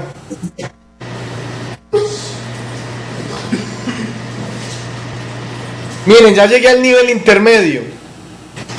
¿Qué me falta? Me falta el nivel superior, que ¿cómo lo llamo? Vehículo. En el caso del ejemplo que estoy usando, no lo llamo vehículo, sino que lo llamo transporte. Para que sigamos el ejemplo. Entonces, el principal lo llamo transporte. Entonces, miren, muchachos. Entonces, miren que lo llamo transporte. ¿Y qué necesita ese transporte para ser creado? Necesita los dos .o que están jerárquicamente abajo.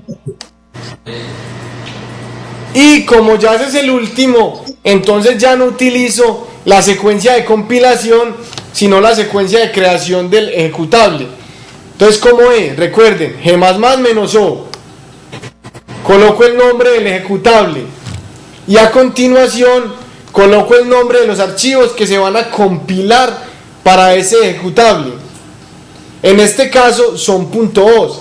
Generalmente siempre habíamos creado .cpp o habíamos puesto .cpp, pero porque no teníamos ninguna jerarquía.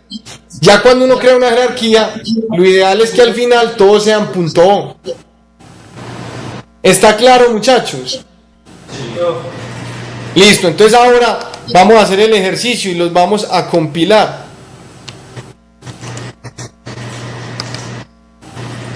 Entonces vamos y nos ubicamos en esa ruta.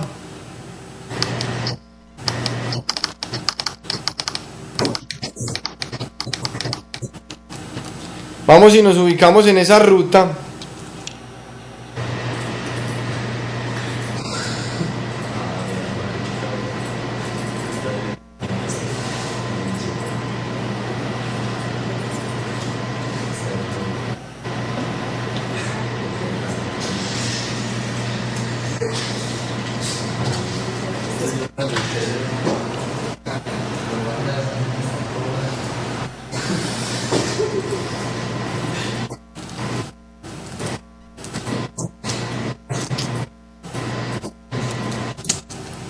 Ahí estamos ubicados, muchachos, en la ruta.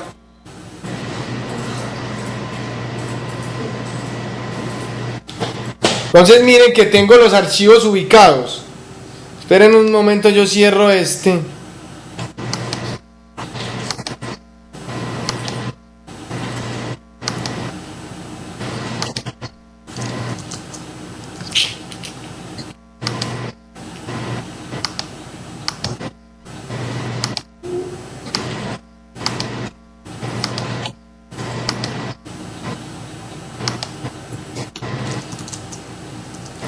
Bueno, hay un makefile temporal que voy a borrar.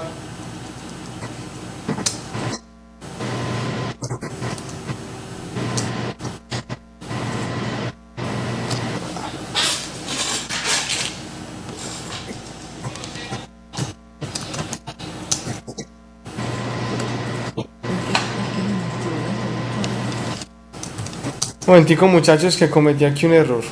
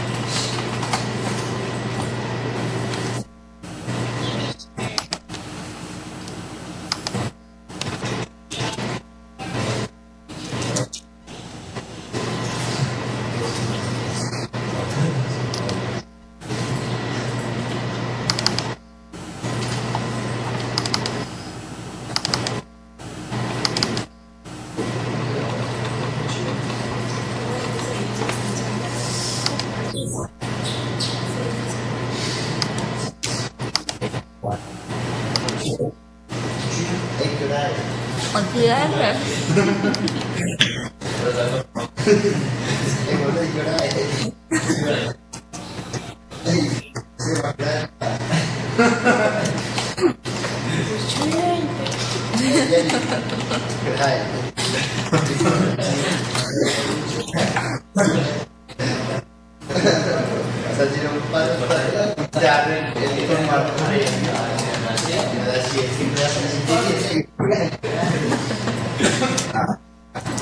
Listo, muchachos. Ahí tengo entonces los 4 archivos, ¿cierto? Que son el main, makefile, vehículo.cpp y vehículo.h. ¿Cuál es el comando que debo utilizar? ¿Quién me recuerda? El make. ¿Será que si le doy make solito me funciona? Sí. ¿Qué condiciones se deben cumplir para que si le doy make solito me funcione? Que el makefile esté ubicado en la ruta. Exacto, ¿cierto? Y que dentro del makefile, ¿cierto?, se ubiquen las verdaderas rutas de los archivos que estoy compilando. No tiene que ser necesariamente ahí, pero uno por defecto siempre los guarda en la misma parte para que no haya ningún problema. Entonces le damos make y miren que los empieza a crear, muchachos. Si le damos ls, miren que ya tengo los .o que se crearon temporalmente y tengo el ejecutable. Vamos a ejecutar el ejecutable, valga la redundancia. Miren que me imprime lo que el programa hace. Es un ejemplo sencillo de cómo utilizar los archivos de cabecera y el makefile, ¿cierto? La idea es que cuando ustedes vayan a crear un makefile no lo creen desde cero, muchachos. Utilicen ese que ya está hecho y le agregan cositas o le modifican cosas. Uno nunca crea un makefile desde cero, uno siempre copia y pega otro que ya tenga y lo cambia. ¿Por qué? Porque a veces uno se suele equivocar que en el asterisco o en el 2 puntos y para no desgastarte con eso. Bueno, hasta ovulación. Exacto. Entonces la recomendación es que siempre lo copien y lo modifiquen. Pues obviamente no lo copien de un compañero, ¿cierto? Copian uno de los que sea suyo. Bueno, muchachos, antes de que nos vamos a un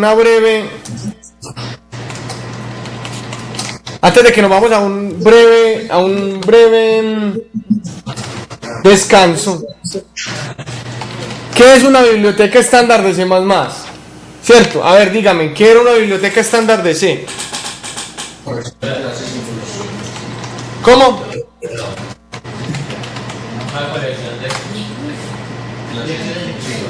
¿Dónde es que se ve? No les oigo bien, muchachos. ¿Cuántos cursos Una colección de clases de instrucción. No, pero ¿cuántos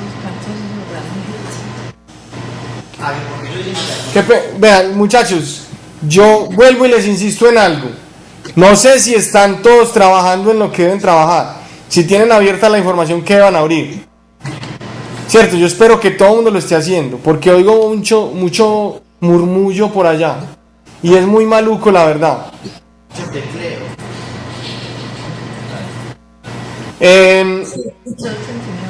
Entonces, ¿qué es una librería estándar de C? Es una colección de clases y funciones. Un poquitico más durito. Es una colección de clases y funciones. Correcto, es una colección de clases y funciones. Una biblioteca estándar de C++.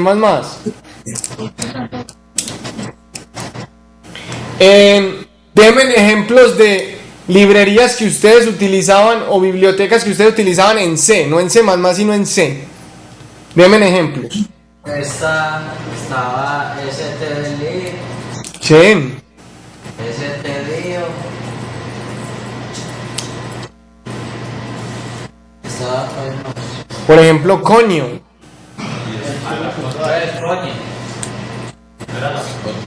Listo. Esas librerías en C++ cambian un poco y son más elaboradas, ¿cierto? Y ya no las llamamos como las llamábamos habitualmente. Antes llamábamos conio.h, stli.h, ¿cierto? Las librerías típicas, ojo, las típicas de C++ se nombran como ya ustedes han visto, ¿cierto? ¿Se acuerdan de IOStream? Entonces miren la forma de llamar a IOStream.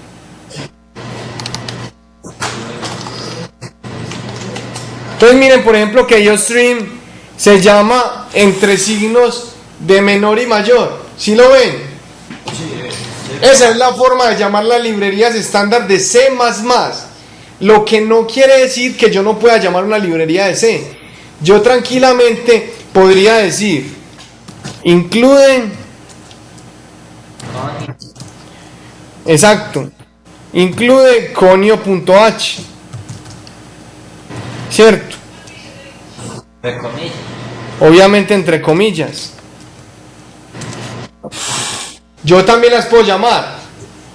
No se hace, ¿por qué? Porque muchas de las librerías de C++ ya contienen a las librerías de C, entonces no se utiliza. Pero miren que esta nomenclatura se sigue usando para los archivos de cabecera mío y mis librerías, para los propios, ¿cierto? Los propios no se llaman así, como se llama IOStream, porque son librerías propias que yo creo, no son estándar de C++.